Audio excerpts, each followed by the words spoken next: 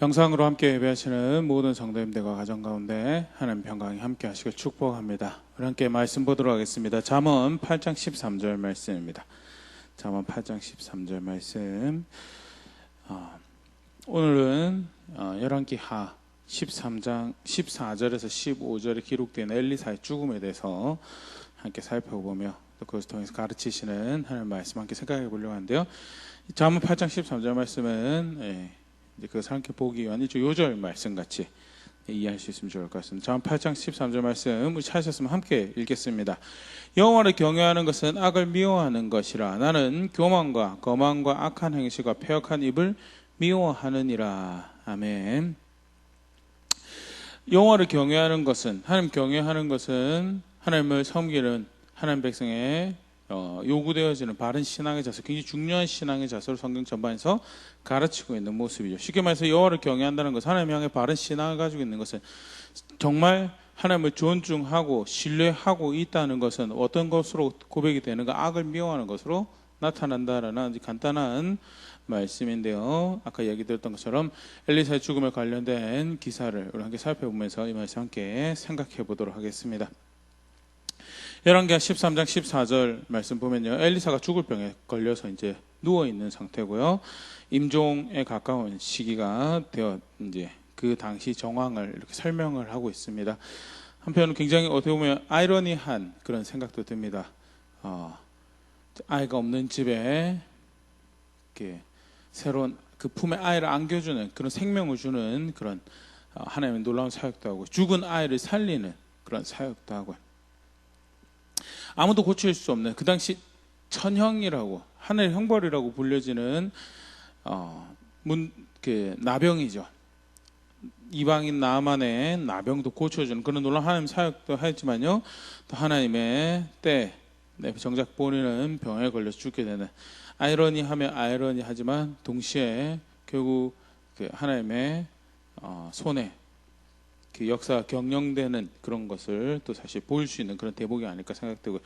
더불어서 우리가 쉽게 생각할 수 있는, 마치 모든 질병이 하나님의 벌이고 모든 삶의 나의 안녕과 안정을 깨뜨리는 모든 일이 마치 벌을 받아서 그렇게 되는 것처럼 생각하는 그런 부분에서 그것은 이렇게 1차원적인 생각일 수 있는 부분에서 좋은 이제 조심성을 가지게 되는 그런 생각을 환기할 수 있는 이제 그런 대목이기도 합니다. 하여튼 하나님께서 정하신 때가 되어서 이제 엘리사가 죽을 병에 들어서 이제 죽음을 앞두고 있는데요. 이스라엘 왕 요아스라는 사람이 와서 병문안을 하러 옵니다. 와서 하는 이야기가 14절에 내 아버지 이스라엘 병과 마병이여 하매.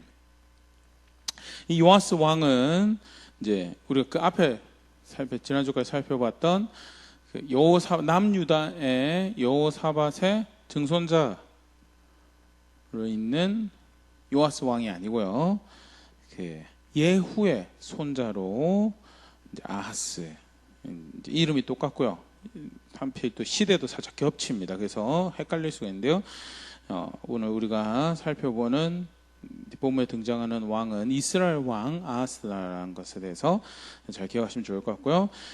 이 아하스에 대해서 간단하게 성경 소개하고 있는 말씀 보면요, 열왕기하 바로 위에죠, 13장 11절 말씀에 여호와께서 보시기에 악을 행하여 이스라엘에게 범죄하게 한 느밧의 아들 여로보암의 모든 죄에서 떠나지 아니하고 그 가운데 행하였더라 하면서 악을 행하는 왕이었다. 그것이 이 요아스 왕의 한 문장 평가고요.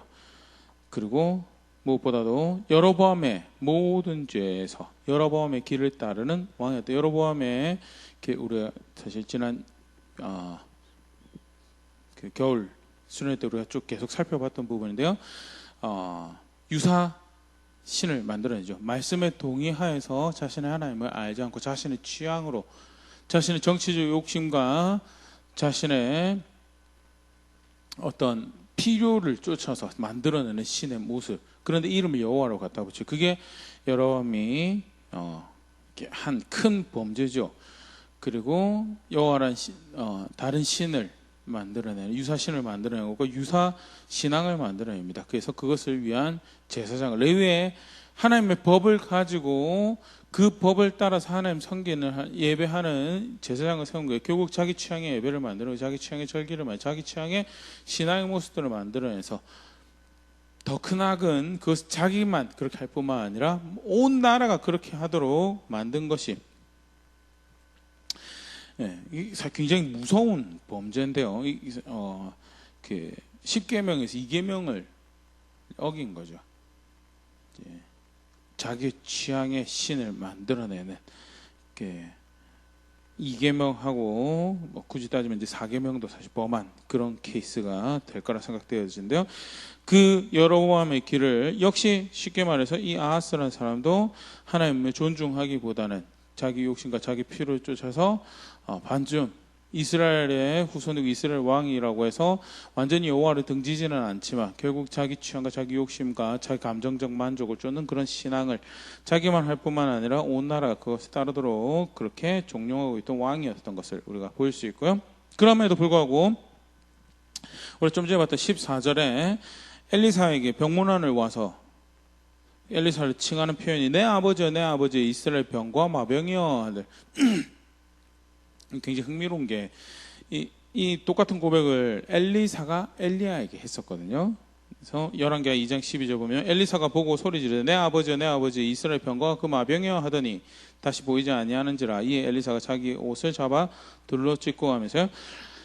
엘리사가 엘리야를 아는 한 개인에 대한 칭송일 수도 있고요. 더불어서 그 엘리야를 통해서 일하셨던 하나님의 향한 찬사일 수도 있고요. 결국 이스라엘 병거와 나의 보호와 나의 구원과 우리나라의 보호와 구원이 하나님께 있음을 또한 그 놀라운 사역을 한 선생님은 내가 압니다라는 일종의 그런 고백이죠. 그래서 엘리사를 향해서 이런 고백을 아하스가 할 수 있었던 것을 보면 나름 그래도 여호와를 여로보암의 길을 쫓아서 범죄하고 있는 상황이지만 그래도 나름 어느 정도는 자기가 아브라함의 우선으로 여호와 하나님의 백성이라는 인식을 가지고 있었고요. 실제로 엘리사의 사역을 통해서 엘리사가 하나님의 사람인 것을 알고 있었고 그 입술의 말이 그냥 개인의 어떤 사적인 견해가 아니라 하나님의 말씀인 것을 분명히 인지하고 있었던 그런 정황을 우리가 보일 수 있고요. 그 아하스가 이제 엘리사에게 병문안을 왔습니다. 하나님께서 이렇게 죽을 병에 걸려서 누워있는 엘리사지만 그에게 말씀을 주셔서요. 이 아하스에게 약속을 주셨는데 그게 이제 15절부터 기록이 되어 있습니다. 15절 말씀 보면 엘리사가 그에게 이르되 활과 화살을 가져오소서 하는지라. 활과 화살들을 그에게 가져오매 또 이스라엘 왕에게 이르되 왕의 손으로 활을 잡으소서 하며 그가 손으로 잡으니 엘리사가 자기 손을 왕의 손 위에 얹고 이르되 동쪽 창을 여소서 하여 곧 열매 엘리사가 이르되 쏘소서 하는지라. 곧 쏘매 엘리사가 이르되 이는 여호와를 위한 구원의 화살 곧 아람에 대한 구원의 화살이니 왕이 아람 사람을 멸절하도록 아벡에서 치리이다 하니라. 병에 걸려서 고통 가운데 누웠는 엘리사지만 왕에게 활과 화살을 가지고 오도록 하여서 동쪽 창을 열고 동쪽으로 활을 쏘게 하고 그것이 어떤 일종의 하나님께서 주시는 약속이자 메시지셨죠. 그래서 하나님이 왕을 통해서 백성을 구원하고 왕의 집을 구원할 그 일을 하실 겁니다라고 일종의 예언의 약속의 말씀을 주시면서 예언적 행동을 합니다. 그것이 뭐였냐면 화살을 이제 동쪽에 있는 나라가 이제 이쪽 이스라엘 입장에서 볼 때 그리고 그 엘리사가 당시 거주했던 지역에서 볼 때 아람이 그쪽에 있었던 것 같고요. 아람을 향해서 화살을 쏘고 그것이 하나님이 왕이 이 아벡이라는 곳이 다마스커스, 그러니까 아람의 수도죠. 지금 시리아에 위치하고 있는 도시인데 그 인근에 있었던 지역을 도시를 이야기한다라고 학자들이 이야기를 하고요. 아람의 그렇게 중요 지역까지 들어가서 벌어지는 전투에서 아람을 물리칠 그런 승리에 대한 약속이고요. 굉장히 사실 놀라운 이야기를 말씀을 엘리사를 통해서 왕에게 주시죠. 그러면서 엘리사가 왕이 또 다른 이야기입니다. 18절에 또 이르되 화살들을 집으소서 곧 집음에 엘리사가 또 이스라엘 왕에게 이르되 땅을 치소서 하는지라. 이에 3번 치고 그친지라. 그러면서 화살을 이제 하나 쏘았으니까요. 그 다음에 화살을 집어서 그것은 땅을 쏘라고 땅을 치라고 뭐 비슷한 표현인데 학자들도 정황상 이 친다라는 표현을 그냥 화살 잡고 이렇게 치는 것보다는 땅을 향해서 쏘는 것을 의미하는 것 같다라고 그렇게 얘기하는데 땅을 향해서 3번을 이제 쏩니다. 그런데 문제가 발생하죠. 열왕기하 13장 19절 보면 하나님의 사람이 노아에 이르되 왕이 대여섯 번을 칠 것이니이다. 그리하였더라면 왕이 아람을 진멸하기까지 쳤으리이다. 그런즉 이제는 왕이 아람을 3번만 치리이다 하니라. 분명히 그 앞에 엘리사가 왕에게 설명을 했습니다. 지금 내가 왕에게 주는 이야기는 하나님께서 왕에게 주실 승리를 일종의 예언적 행동으로 보여주시는 것이고, 활을 쏘았다 안 쏘았다 그게 중요한 게 아니죠. 중요한 건 하나님이 지금 이것을 통해서 왕에게 약속을 주시고 말씀하시고 있는 겁니다라는 상황에서 왕이 엘리사에게 요청을 따라서 화살을 쏘는데 대충 쉽게 말해서 한 3번만 쏜 거예요. 그 정황을 볼 때 5번에서 6번을 더 쏠 수 있는 화살을 가지고 있었던 것 같고요.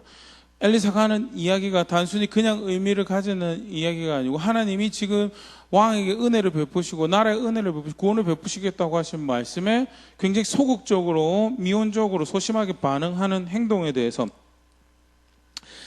엘리사가 노하였다라고, 그 아하스의 자세가 그릇된 것에 대해서 사실 뭐 정황상으로도 우리가 분명히 볼 수 있습니다. 이 아하스가 엘리사가 하는 행동이나 말에 대해서 좀 떨떠름한 자세를 가지고 있었던 것이 아닌가, 뭐 하는 짓인가 하는 그런 이해를 가지고 있었던 것은 아닌가.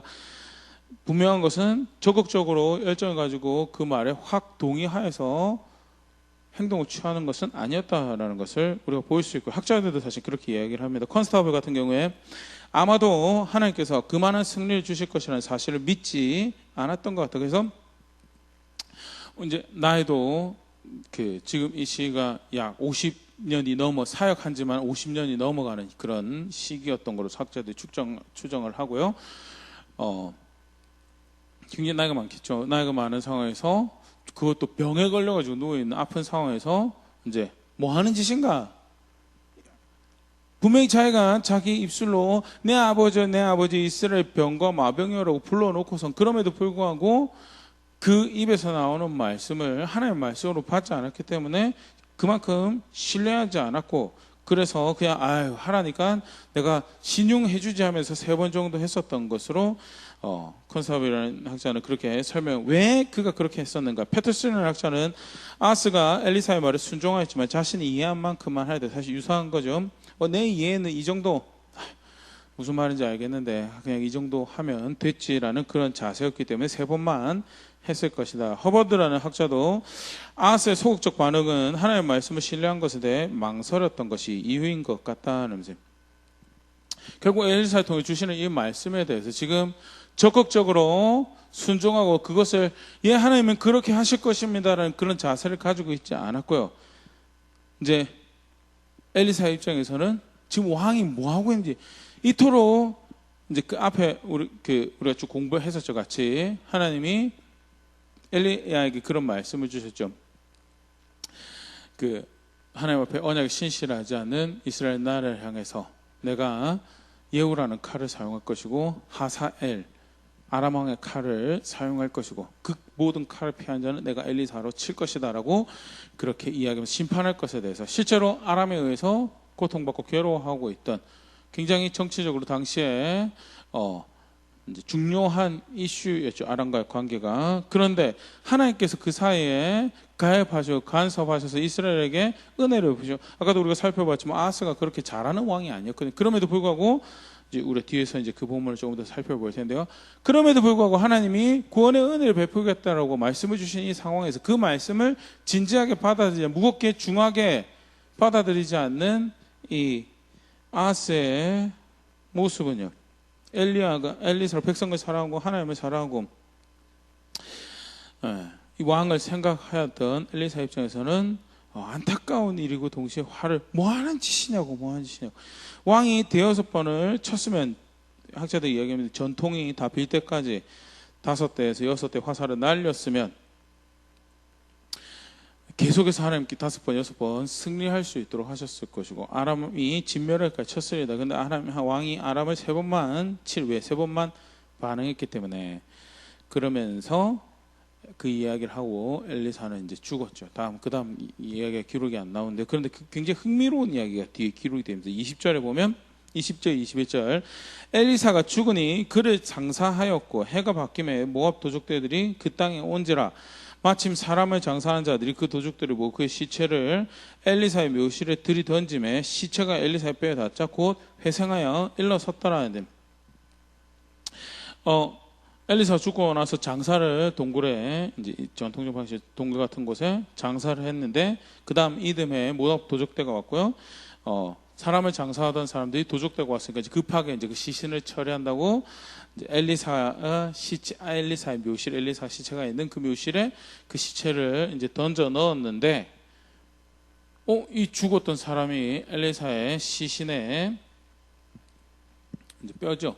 뼈에 그 시신이 닿자마자 살아났다.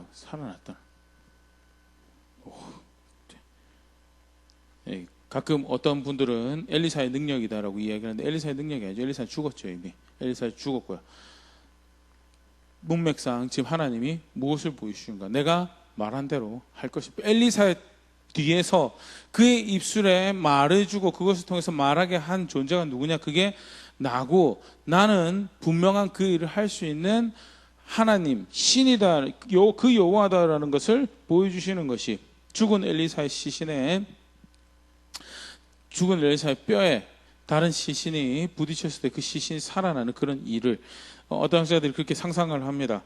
분명히 왕의 귀에 들렸을 것이다고. 이 일이 보통의 일이 아니잖아요. 분명히 왕의 귀에 이 일이 들렸을 것이고 굉장히 놀랍고 두려워할 만한 그 일로 여겨졌을 것이며, 하나님은 이 일을 통해서 격려하신 거죠. 내가 엘리사가 죽기 전에 한 말에 대해서 반드시 이룰 것이다 라는 것을 격려하신 한편 동시에 꾸짖는 거죠. 너는 그 말을 믿지 않았었다라고. 너는 그 말을 중히 여기지 않았다. 반대로 너는 그 말을 한 나를 중하게 존중하는 자리에 있지 않았다라는 것을 꾸짖는, 사실 그런 간접적인 표현이기도 하고요. 계속해서 이야기가 이렇게 이어집니다. 그 다음에 22절에서 25절 말씀은요, 요아스 왕의 시대에 아람 왕 하사엘이, 이제 이 요아스 그 전때 왕이죠. 요아스 왕 시대 아람 왕 하사엘이 항상 이스라엘을 학대하였으나 여호와께서 아브라함과 이삭과 야곱과 더불어 세우신 언약 때문에 이스라엘에게 은혜를 베푸며 그들을 불쌍히 여기시며 돌아보사 멸하기를 즐겨하지 아니하시고 이때까지 자기 앞에 쫓아내지 아니하셨더라.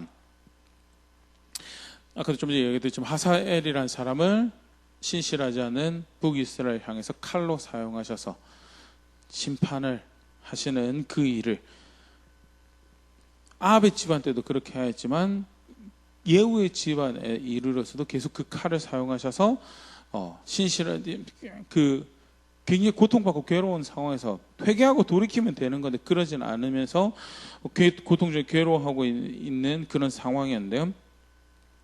그럼에도 불구하고 완전히 죽여버리고 제하버리고 멸망시키지 않은 것은 23절에 하나님은 하나님의 약속을 기억하셨다 그러면서 누구 이름을 언급하시면 아브라함과 이삭과 야곱의 이름을 언급하시면 그들과 내가 세웠던 약속을 내가 기억해서 내가 그래서 내 앞에서 쫓아내지는 않았다라고 그렇게 이야기하시면서요, 결국 이 은혜를 베푸시는 것이, 그들이 여기서 여전히 생을 유지하고 살아갈 수 있었던 것은 그들이 강해서도 아니고 왕을 잘 만나서 아니고 어떻게 외교적 관계가 잘 돼서 결국 하나님이 은혜를 베푸셨던 것임에 대해서 다시 한번 더 확인하면서요, 24절부터 아람 왕 하사엘이 죽고 그의 아들 벤하닷이 대신하여 왕이 되매 25절 여호아스의 아들 요아스가 하사엘의 아들 벤하닷의 손에서 성읍을 다시 빼앗으니 이 성읍들은 자기 부친 요아스가 전쟁 중에서 빼앗겼던 것이라. 요아스가 벤하닷을 3번 쳐서 무찌르고 이스라엘 성읍들을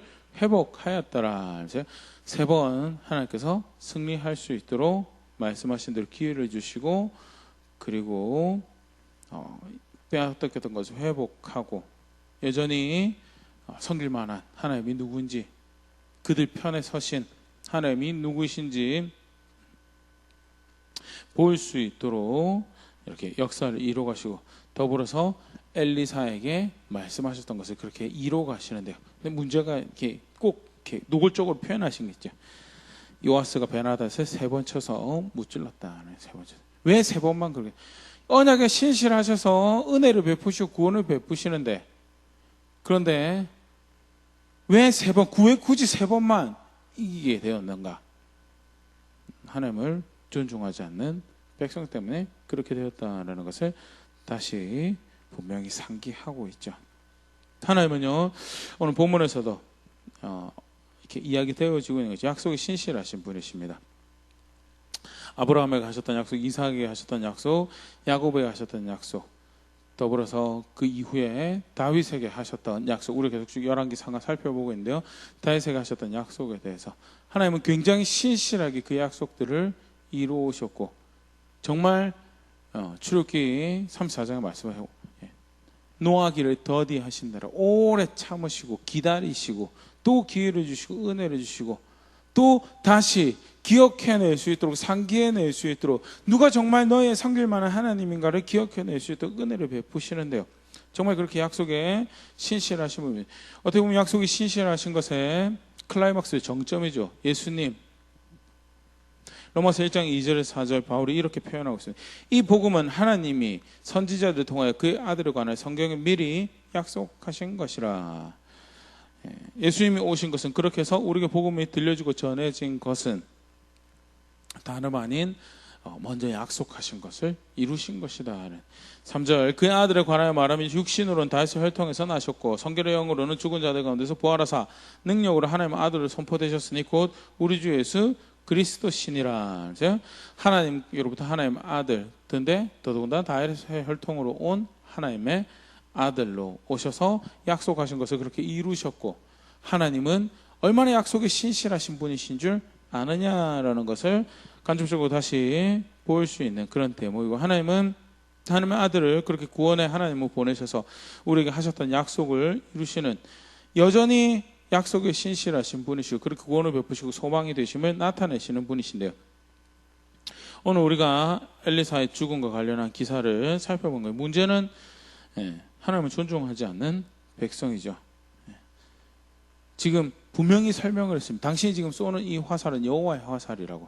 그래서 그가 아람에 대해서 대적하실 것이고, 당신이 아람의 굉장히 중요한 지역에서 벌어지는 전투에서도 당신이 이길 것이고, 이 지금 우리가 하고 있는 행동은 하나님이 당신을 통해서 나라의 미래 행하실 일들을 나타내는 겁니다 라고 했으면, 그 다음에 어떤 분은 그래 하다 못해 이 화살은 무슨 의미입니까? 라고 물어보기라도 했었어야 되는데, 굉장히 미온적인 반응이죠. 그냥 이 정도 했으면 됐지라고 해서 그냥 3대 정도 쏘고 많은 그런 모습은, 결국 아하스 안에 있었던, 아무리 표면적으로는 엘리사도 존중하는 척하고 그 말을 따르는 것 같지만 결국 하나님을 존중하지 않는 그 깊숙한 마음의 자세를 드러내는 것이었고요. 예수님 당시에도 마찬가지죠. 약속하셨던 대로 메시아를 보내주시고 하나님의 구원을 베푸실 그리스도를 보내주셨는데, 문제는 존중하지 않는 백성들이었죠. 마태복음 23장 23절 활쓸진저 외식하는 서기관들과 바리새인들이여, 너희가 박하오 회당과 근처에 12조는 들이되 율법에 더 중한 바 정의와 긍휼과 믿음은 버렸도다. 그러나 이것도 행하고 저것도 버리지 말아야 할지니라. 11조를 했다 안 했다 그게 문제가 아니고, 정의의 율법을 버렸다 그것도 중요한, 사실은 그 다음에 예수님 하신 말씀이 이 바리새인들의 그릇된 자세를 잘 보여주는 거죠. 이것도 행하고 저것도 버리지 말아야 할지니라. 하나님 말씀에 분명히 말씀하신 것이 있는데, 기본적으로 그 자세가 어떠냐? 자기들이 구미에 맞고 또 어떻게 종교적 심리와 종교성에 부합해서 뭔가 하는 것 같은 어떤 종교적 행사나 그런 건 열심히, 그래서 11조도 열심히 하고 11조 금식도 하고 심할 때마다 기도하고 정통성을 가진다고 열심히 나름 수고하는 부분들이 있었죠. 예수님 거기에 대해서 인정하십니다. 그거 틀렸다고 하는, 문제는 뭐예요? 자기가 버리고 싶은 거 버려버린 거예요. 그러면서 속이는 거죠. 우리는 이걸 했으니까 괜찮을 거야 라는 거. 근본적으로 뭐가 문제예요?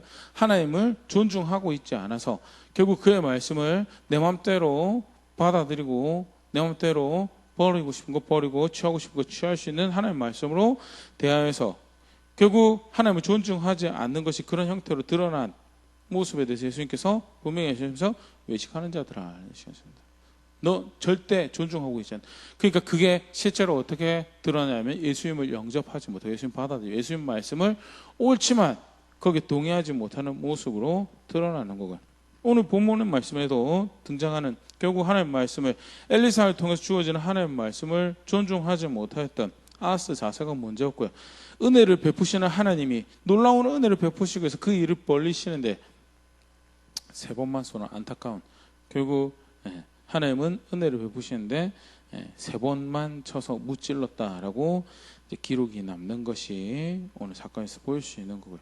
문제는 하나님이 약속에 신실하시지 않는 거예요. 하나님은 은혜를 베푸시지 않는 게 문제가 아니에요. 문제는 모든 사실 성경에 벌어지는 모든 문제의 근원은 하나님이 오시지 않아서가 문제가 아니고요. 하나님은 늘 백성에게 선하시고 오늘 본문에서도 사실 아하스가 선하지 않았고요. 이스라엘 백성들이 선하지 않았습니다. 그럼에도 불구하고 하나님 다시 한 번 더 이스라엘 백성에 기회를 주신 거죠. 은혜를 베푸시며 봐라라고. 나는 은혜롭고 인자하고 자비롭고 너희를 사랑하는 하나님이다라는 거예요. 하나님은 여전히 은혜로우신 분이시고 약속이 신실한데 문제는 하나님 존중하지 않는 백성이 문제죠. 존중하지 않는 것이 어떻게 드러났냐? 결국 하나님 말씀을 적극적으로 따라 살지 않는 것으로 드러나요. 오늘 본문 말씀, 오늘 우리가 요절로 읽었던 말씀이 사실은 이제 그런 부분을 잘 이렇게 한 문장에 우리가 보일 수 있는 장면이기도 한데요.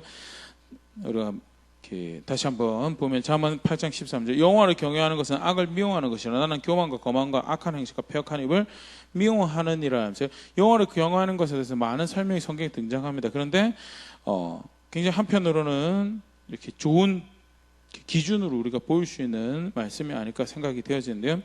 여호와를 경외하는 것은 악을 미워하는 것이다. 하나님 존중하는 하나님 바로 섬기는 것은 악을 미워하는 것이. 그러면 악을 미워하는 게 뭔가에 대해서 우리가 간단히 생각해 보면요. 악을 미워한다는 것은 결국 가장 먼저는 하나님의 악이라고 하는 것에 대해서 그것이 악한 것이라고 동의하는 거죠. 그게. 다르게 표현하면요. 하나님 기준에 동의하는 것에서 시작합니다. 여호와를 경외하는 것은 하나님 기준에 동의하는 것에서 시작합니다. 그게 그 뒤에 보면 이제 그 뒤에 대목에 조금 더 그 부분을 보일 수 있는데요. 잠언 8장 13절 뒤에 보면 그래서 나는 교만과 거만과 악한 행실과 패역한 입을 미워하느니라 하는데 자칫 잘못 본문 안에서만 보면 그래 이런 게 하나님 미워하시는 거겠지라고 자기가 이야기하는 것처럼 여겨지는데요. 잠언 다른 본문을 보면 왜 교만을 미워하고 왜 거만을 미워하고 왜 악한 행실과 패역한 입을 미워하는가. 그게 결국 하나님이 미워하시는 거기 때문에 잠언 6장 16절 19절 말씀 보면요. 여호와께서 미워하시는 것 곧 그의 마음에 싫어하는 것이 예니고까지이니 곧 교만한 눈과 거짓된 혀와 무지한 자의 피를 흘리는 손과 악한 기교를 꾀하는 마음과 빨리 악으로 달려가는 발과 거짓을 말하는 망령된 증인과 및 형제 사이를 이간하는 잔이라는 교만, 거짓, 악한 행실, 악한 기교를 꾀하는 마음, 패역한 입, 거짓을 말하는 거짓으로 달려가는 모든 삶의 자세들을 하나님께서 미워하시는 것이라고 그것이 말씀 안에서 우리가 그렇게 알고 있는 것입니다라고 하는 고백이 있고요. 결국 악을 미워하는 것이라면서 나를 교만과 거만과 악한 행실과 패역하며 미워한다라는 말은 나는 그 기준에 동의한다라는 겁니다. 나는 그 기준. 하나님이 악이라고 하신 것에 대해서 제가 동의합니다라는 것이 하나님 경외하는 것, 하나님 존중하는 것, 하나님 바로 섬기는 것의 시작이고요. 그것을 잠언 기자는 여호와를 경외하면서 악을 미워하는 것이다라는 표현 안에 전제로 이제 이야기를 하고 있죠. 두 번째는요. 사실 무언가를 미워한다라는 것은 굉장히 적극적으로 그 기준에 동의해서 선택하는 삶의 자세를 의미하죠. 아무리 생각으로 동의한다라고 또 지적으로 동의한다라고 하더라도요. 적극적으로 그것을 삶에 살아가는 것이 없으면 그런 선택을 만드는 자세가 없으면 미워할 수 없습니다. 절대 미워할 수 없습니다. 그래서 부모 교육할 때 그런 이야기를 하는데요. 하나님 말씀에 자기가 부모가 적극적으로 동의를 하고 있지 않으면, 실제로 그것을 존중하는 그런 삶을 살지 않으면요, 아이에게 그것을 악하다, 선하다 제대로 이야기해 줄 수가 없다고. 그래서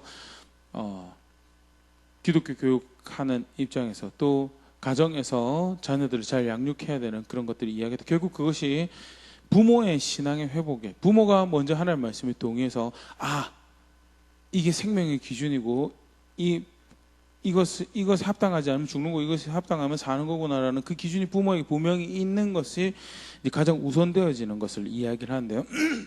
악을 미워할 수 있는 하나님을 경외한다라는 것은 단순히 지적으로 동의한 것 이상이 넘어 삶에서 적극적으로 그것을 거부하고 거절하고 미워하는 그런 선택을 해야 되는 거고요. 그거는 굉장히 능동적이고 절대 수동적으로 될 수 없죠. 가끔 미워하게 만든다라는 그런 표현들을 사용하는데, 미워하게 만드는 거 꼼꼼히 우리가 살펴보면 결국 사실은 상대방이 하는 어떤 행동이나 말, 어떤 그들이 주장하는 가치관의 철학들에 대해서 난 도무지 용납할 수 없는데, 난 도무지 인정할 수 없는데, 그런데 그들이 계속해서 그것을 어필하고 하면 반복적으로 내가 그걸 거절하다 보면 그걸 뭐라고 그래요? 미워하게 만든다라고 그렇게 표현을 하는 거죠.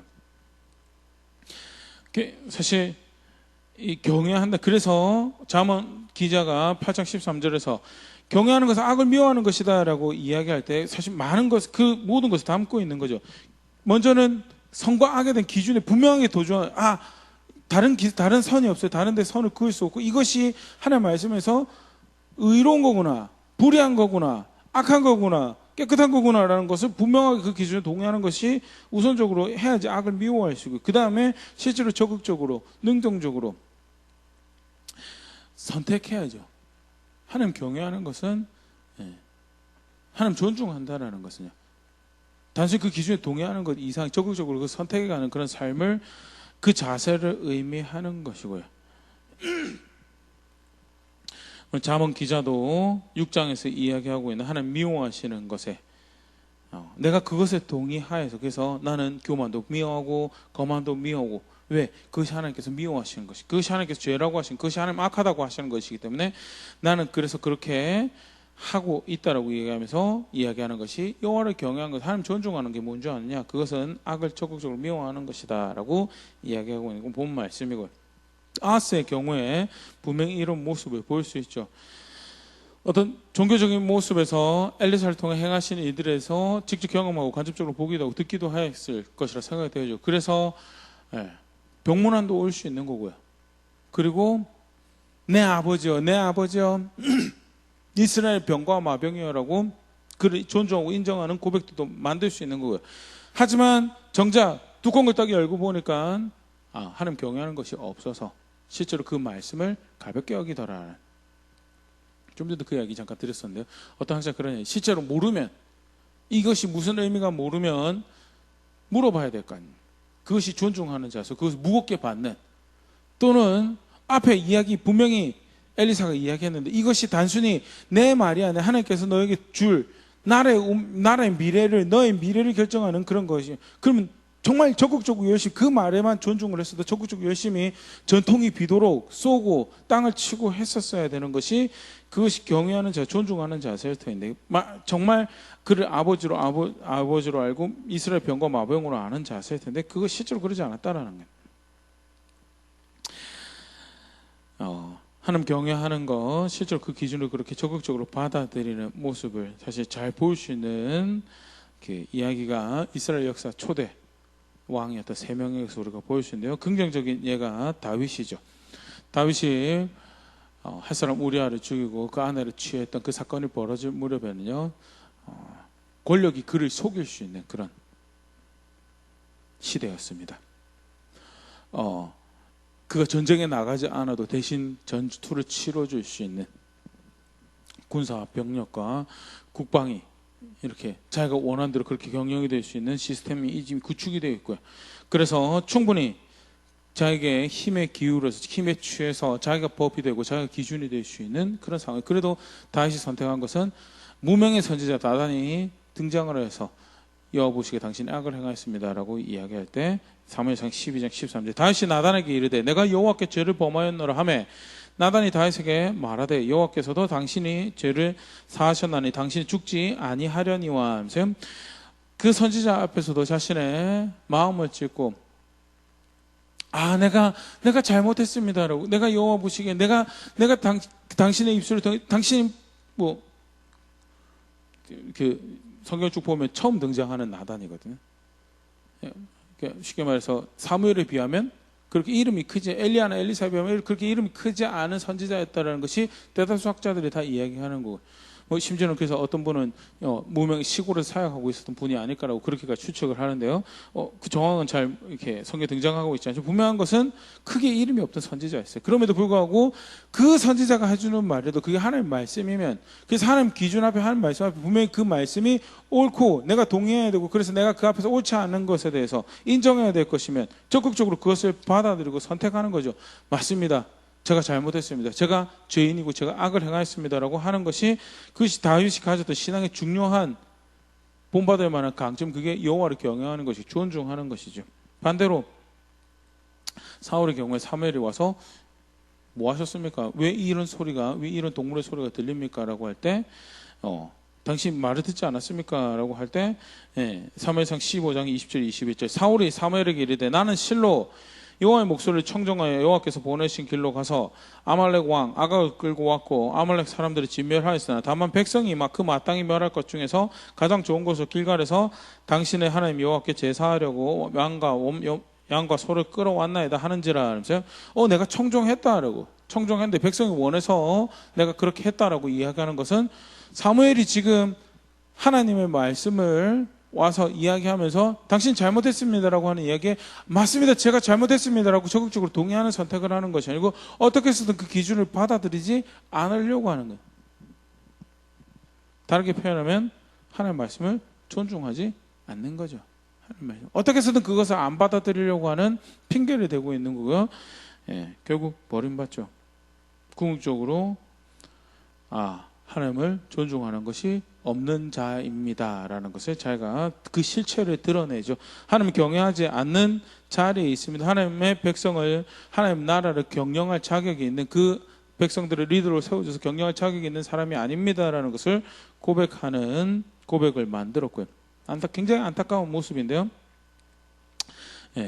이렇게 동의하지 않고 살 수 있습니다. 백성이 리더라고 하면서, 하나님 나라 이스라엘의 왕이라고 하면서, 정말 안타까운 사울의 모습이고요.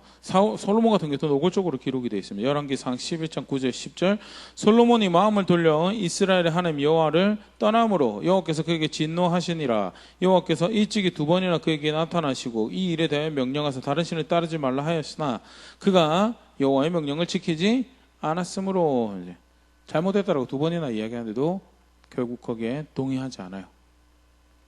존중하지 않아요. 그것을 무겁게 생각하지 않아요. 그것을 삶의 중요한 지침으로 받아들이지 않아요. 오늘 아하스가 그랬죠.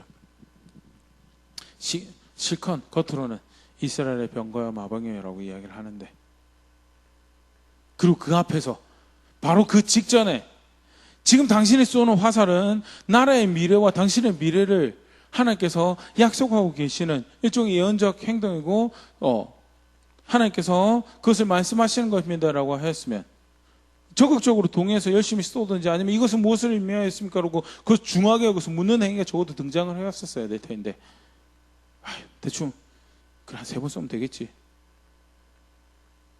잠언 말씀을 빌리면요, 미워라고 하는 것을 적극적으로 미워하지 않아요. 제가 미워했던 적은 있었던 것 같습니다라고 이야기하는 거지, 적극적으로 그것을 계속 미워하지 않아요. 반대로 기뻐해야 될 것을 적극적으로 계속 기뻐하잖아요. 제가 좀 기뻐해봤던 적이 있었던 것 같습니다. 제가 감격했던 적이 있었던 것 같습니다. 하지만 지금은 잘 모르겠습니다. 그럼 뭐예요? 경외하는 게 아니죠. 존중하는 게 아니죠. 아하스가 문제가 그 문제였고요. 하나님은 그 언약에 신실하셔서 자기 백성으로 여기시고 끝까지 그들에게 은혜를 베푸시고 내가 너의 하나님이다라고 하는 현장에 문제가 왜 세 번만 물리치느냐, 왜 3번만 그렇게 원수에 대해서 대항하고 대적하고 회복하는 일만 벌어지느냐.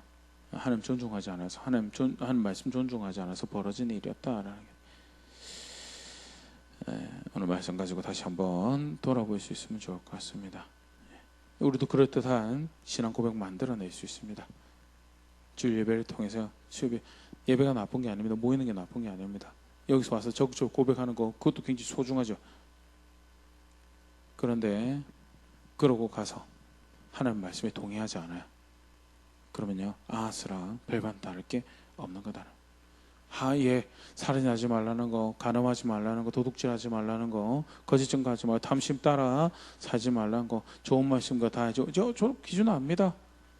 그런데 적극적으로 거기 동의하지 않아요. 적극적으로 동의한다면 누구보다도 분명한 기준을 가지시고 살인하지 말라고 명하신 하나님을 섬기고 있는데, 어떤 나의 습관이, 나의 말이 상대방에 해를 입히고 있지 않는지 고민하고 경각심 가지고 나아가서 나의 무관심이 또는 나의 관용이, 기준이 없어서 상대방에 해를 입히고 있지는 않는지 돌아보고 거기 관심 가지고 사는, 그게 존중하는 거고요. 그게 경외하는, 그게 하나님 섬기는 바른 하나님 백성의 모습이다라는 거죠. 간음하지 말라고 하셨으니까 내 순결을 지켜가는 동시에 다른 사람의 순결을 지켜가는, 그래서 할 말 안 할 말 구분하고 서로를 보호하는 그런 걸음을 걸어가는 게, 그게 존중하는 거, 경외하는 거. 도둑질 하지 말라고 하셨으니까 상대방의 권리에 대해서 보호해주고, 나의 권리만 이기적으로 주장하여서 어떻게든 내 권리만 얻고 누리면 되지라는 그런 자세를 가지고 가는 것을 철저하게 거부해야죠. 사실 질병 때문에 여러 가지 각양각색의 모습들을 봅니다. 그러면서 그냥 인간적인 삶의 모습에서도 그게 문제가 되는 것을 철저하게 많이 보는데, 하물며 살아계신 하나님은 하늘과 땅의 주인이 되신 그분을 섬기고 그의 백성이라고 하는데, 무엇이 정말 그를 섬기는 모습인지에 대해서 나는 어느 자리에 있는지에도 오늘 말씀 가지고 다시 한번 정직하게 떨어볼 수 있으면 좋을 것 같습니다. 거짓을 하지 말라고 했는데, 거짓 증거하지 말라고 했는데, 그러면 얼마나 나는 정의로운 것을 사랑하고 정의로운 것을 지켜가기 위해서 수고하고 있는지. 탐내지 말라고 했는데 내가 원하는 것을 하기 위해서는 어떤 거짓도 수단으로 받아들이고 살아가는 그런 삶을 살아가고 있으면, 어찌 탐심을 죄라고 명하시는, 우상숭배를 명하시는 그 하나님 섬기는 모습인가에 대해서 그것을 중하게 여겨들고 무겁게 받아들이고, 그게 결국 뭐예요? 그게 경외하는 거고요. 그게 신앙이고요. 하나님은 여전히 은혜로우신 분이고 선하신 분이십니다. 그런데 문제는 그런 악한 백성의 모습이 문제더라라는 말씀 앞에서 무엇이 내가 선택해야 될 여정이고 무엇을 연습해 가야 되는 것인지 다시 정직하게 돌아볼 수 있으면 좋을 거예요. 그렇게 빚어져 가는 자리에서 성경에는 주님이 얼마나 은혜로우신 분이시며 인자하신 분이시며 사랑이 풍성하신 분이신지를 고백해가는 우리가 될 수 있으면 좋을 것 같습니다.